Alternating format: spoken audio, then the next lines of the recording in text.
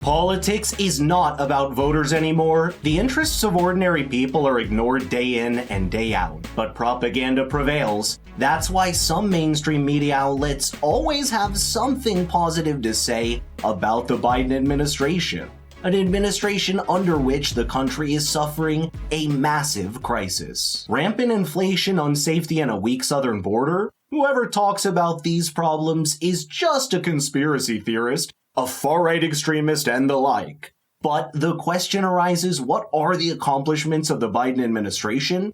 Check this out. The former disgraced, one-term, twice impeached, and quadruple civilly and criminally indicted President Trump seems to be the presumptive Republican nominee. I don't think any of us can deny that. We've spoken a lot on this show about the list of successes that President Biden and Vice President Harris have had so far during this administration. But that information, that messaging, it doesn't seem to be resonating with the country. The word is not seems, it's just that no progress has been made. Propaganda is all this administration cares about. Remember those LGBTQ plus flags next to the US flag? I'm sure it rings a bell. This government cares about the poor and vulnerable so much, right? Well, at the end of the day, Democrats support working class people. They say.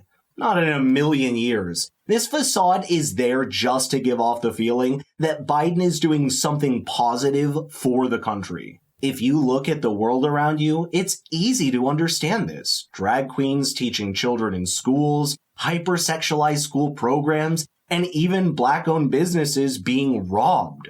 Wow, so much progress. Come on, do you think that average people care about rainbows and diversity? Speaking of which, this man you see right there, the Secretary of Transportation, Pete Buttigieg, is an openly declared gay politician. But who cares, right? Americans are tired of narratives. They're seeing their lives getting more complicated by the day. Billions of dollars are being wasted. Corruption is widespread, and the needs of voters are never taken into consideration.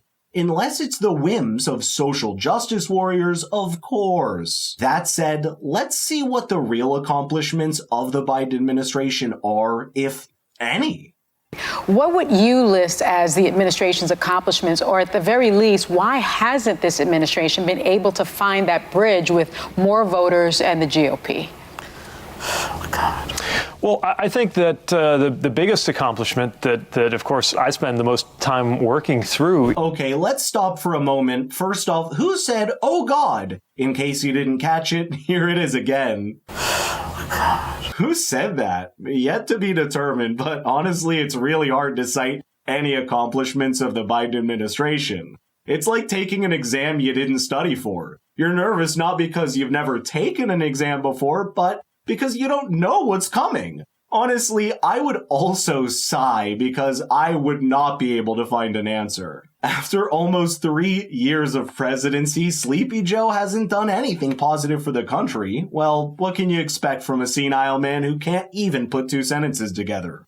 All you can think of is rainbows and diversity, but that's simply useless. What gets many Democrats mad is how their so-called pool of voters, the minorities, decide to vote for figures like Trump. For example, you might have seen Latinos, blacks, or gays for Trump. These Trump voters are not brainwashed at all. We're in the freest country in the world, remember? But let's dive deeper. Latinos, black people, gay people, or any other person with a bit of common sense cares about other stuff. More on that in a second. Let's see what Buttigieg has to say about this administration's accomplishments. Well, I think that the biggest accomplishment that, of course, I spend the most time working through is the infrastructure legislation, which, by the way, is bipartisan. The president, even in this very, very divided Washington, the president led a process where Republicans, some of them, worked with Democrats to get a historic infrastructure package done. When it comes to choosing the right pillow, millions of Americans can't be wrong. That's why MyPillow has become America's go-to brand for a good night's sleep. Made from only the finest grade materials, MyPillow coaxes you into a soft luxury that finally does away with the tossing and turning in your sleep. Shop for everything from premium pillows, sandals, towels, and blankets at an incredible discount of up to 80%. Use the promo code FF25 at checkout to celebrate MyPillow's 25th anniversary. Support CEO Mike Lindell as he throws throws his weight behind President Trump to make America great again. Click the link in the description or scan the QR code on your screen to find out why millions of Americans just can't go back after resting their head on a MyPillow. Infrastructure legislation sounds good, but what about the results? I mean, tangible results, not ethereal ideas. I like how much Democrats talk about consensus and cooperation, but they're the ones dividing and conquering all the time. Again, their quest for inclusivity and diversity makes them overlook real problems. Also, just look at his face and listen to his voice stumbling. What's so funny? Why is he so nervous? Maybe he forgot the script. You see, billions of dollars are spent to carry out these types of policies, but you hardly see any benefits in the real world. The life of Americans has gotten more difficult. This geopolitical context doesn't help at all, and Biden couldn't care less about problems like inflation, border protection, and how hardworking Americans are getting their businesses robbed without compensation. Let's not forget how much money the U.S. is using in the Russian-Ukraine war, all while Americans have a hard time to make ends meet. What does infrastructure mean in reality? If illegal immigrants keep on crossing the border without any opposition, what's the point of spending billions on infrastructure?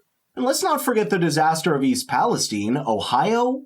Guess who went there to show his support for the locals? Not Biden, not Buttigieg.